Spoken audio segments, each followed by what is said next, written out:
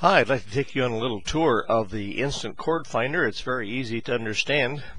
As you can see, I have it open on my desktop, and a desktop's a good place to put it too, so you can always find it.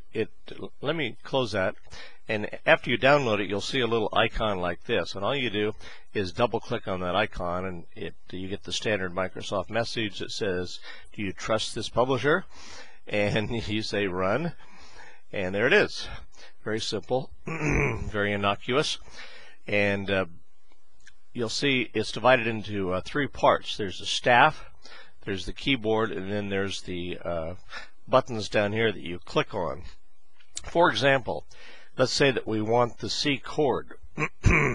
We would click on that C right there. It's already clicked, so let me click on D.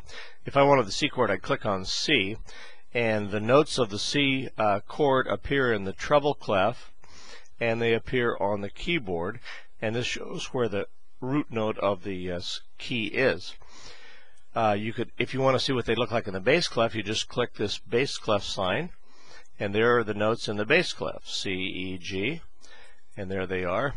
And you can tell this part of the keyboard is lit up, so it's in the bass clef.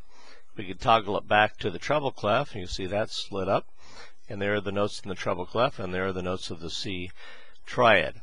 If you want to see the notes of the C triad upside down, in other words inverted, click on first inversion, and you see now C has gone from the bottom note to the top note, but it's still the C chord. If you want to know what the second inversion of the C chord is, you click on number 2, and there's the C chord upside down the second time, called second inversion, and there's the C in the middle. If you want to take it back to root, click that again. That's true for any chord. If you want to know what the F major chord is, just click on F. If you want to know what the D flat chord is, click on D flat. If you want to know what the B chord is, click on B. If you want to know what the A flat major chord is, click on A flat. Now let's say that we're in the key of D, and we want to know what the scale of D is. We come over here and we click on the scale, and we have several scales to choose from. We can see the D major scale, or the D minor harmonic, minor melodic, a minor melodic down, or the pentatonic. And I encourage you to click on through all those, but I'll just click the major scale for now. I selected it there, and I'm going to click select. And now we not only see the notes of the D chord, but we see all the notes of the D scale. That's useful when you're improvising to know what notes go with which chords. Okay, if I switch to G and I want to know the notes of the G scale, there they are. Okay, if I want to know what the notes of the G minor scale are, there's the G minor chord, and there's the G minor scale. If I want to know what the notes of the A scale are, there's the A chord, and there's the A scale.